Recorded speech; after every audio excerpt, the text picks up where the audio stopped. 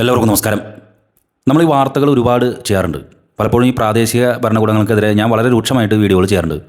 ചിലർ എന്നെ ശത്രുവായിട്ട് കണക്കാക്കുകയും ഏതെങ്കിലുമൊക്കെ രാഷ്ട്രീയ പാർട്ടികളുടെ ചുവടെ കെട്ടിയിടാൻ ശ്രമിക്കാറുമുണ്ട്. പക്ഷേ അതുകൊണ്ടൊന്നും യാതൊരു കാര്യമില്ല. ചില ആളുകളെ സംബന്ധിച്ചിടത്തോളം ചില ഭരണകർത്താക്കൾ അവൻ ചാലക്കുടി നഗരസഭേനെ മാത്രമേ ചെയ്യുന്നുള്ളൂ, വേറെ പഞ്ചായത്തുകളിലൊന്നും അവൻ തൊടില്ല, അതൊക്കെ അവിടെ LDF ആണ്, അങ്ങനെയാണ് ഇങ്ങനെയാണെന്നൊക്കെ പറഞ്ഞിട്ടുള്ള ചില നിലവിളികൾ. അവരെപ്പറ്റി നല്ലത് പറഞ്ഞ സമയത്തൊന്നും അവർക്ക് യാതൊരു കുഴപ്പമുണ്ടായിരുന്നില്ല കേട്ടോ. ഞാനിത് പറയാൻ കാരണം ചാലക്കുടി നിയോജകമണ്ഡലത്തിലെ ഒരു പഞ്ചായത്തിനെ ഞാൻ വെല്ലുവിളിച്ചുകൊണ്ടൊരു വീഡിയോ ചെയ്തു. അത് പരിയാരം പഞ്ചായത്തിനാണ്. പരിയാരം പഞ്ചായത്ത് അധികൃതരോട് ഞാൻ പറഞ്ഞു, നിങ്ങൾ ആ പ്രശ്നത്തിൽ ഇടപെട്ടില്ലെങ്കിൽ നിങ്ങൾക്ക് പണി കിട്ടും എന്ന് തന്നെ പറഞ്ഞിട്ടാണ് ഞാൻ വീഡിയോ ചെയ്തത്. നമ്മുടെ കൊമ്പമ്പാറ തടയണയിലുണ്ടല്ലോ, ആ തടയണയിൽ യാതൊരു സുരക്ഷാ ക്രമീകരണവും ഇല്ലാതെ ഒരുപാട് പേര് ഇവിടെ കുളിക്കാൻ വരുന്നു, ഒരുപാട് പേര് അവിടെ കുളിക്കാൻ വന്ന് യാതൊരു സുരക്ഷാ ക്രമീകരണവും ഇല്ലാതെ അപകടങ്ങളിലേക്ക് പോകാനായിട്ട് സാധ്യതയുണ്ട് എന്നൊക്കെ പറഞ്ഞിട്ടാണ് ഞാൻ വീഡിയോ ചെയ്തത്. കാരണം ഒരു ലൈഫ് ജാക്കറ്റോ വേറെ ഒരു സാധനവും ഇല്ല. എത്രയോ ആളുകളാണ് അവിടെ കുളിക്കാൻ വരുന്നത്, ഈ ജില്ലയ്ക്ക് പുറത്തുനിന്നുള്ള ആളുകൾ. അപ്പം അങ്ങനെ ഒരു 100 പേരിൽ കൂടുതൽ വരുന്ന ഒരു ഡെസ്റ്റിനേഷനിൽ അവിടുത്തെ തദ്ദേശഭരണ സംവിധാനങ്ങൾക്ക് ചിലത് ചെയ്യാനായിട്ട് ഉത്തരവാദിത്തമുണ്ട്. കാര്യം അത് ഇറിഗേഷനുമായി ബന്ധപ്പെട്ടുള്ള ഒരു ഇറിഗേഷൻ്റെ പാർട്ടായതുകൊണ്ട് അവിടെ വേറെ ഇടപെടലൊന്നും ചെയ്യാൻ സാധിക്കില്ല പഞ്ചായത്തിന്. അത് ടൂറിസ്റ്റ് പ്ലേസ് ആക്കാനൊന്നും സാധിക്കില്ല. പക്ഷേ എന്തെങ്കിലും അപകടം വന്നു കഴിഞ്ഞിട്ടുണ്ടെങ്കിൽ പഞ്ചായത്തിൻ്റെ തലയിലിരിക്കുള്ളൂ. പക്ഷേ ഞാൻ ആ വീഡിയോ അത്രയും രൂക്ഷമായി പഞ്ചായത്തിനെ വെല്ലുവിളിച്ചുകൊണ്ടാണ് ആ വീഡിയോ ചെയ്തത്. പക്ഷേ പഞ്ചായത്ത് ആ വീഡിയോ കണ്ടത് എങ്ങനെയാണെന്നറിയോ?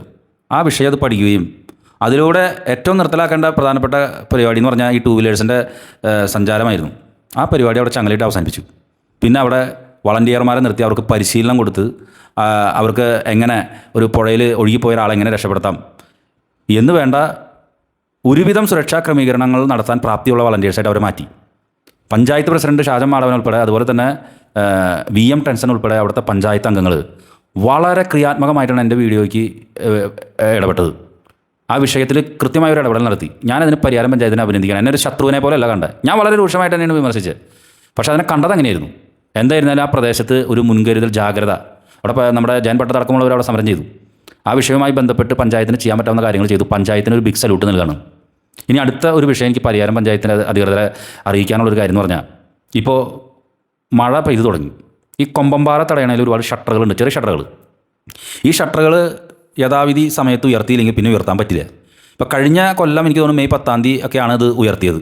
ഇത് ഉയർത്തിയില്ലെങ്കിൽ എന്താ പറ്റാന്നറിയോ? ഈ സാധനം വെള്ളം അങ്ങനെ വന്ന് നിറയും, പിന്നെ ഇത് ഉയർത്താൻ പറ്റില്ല.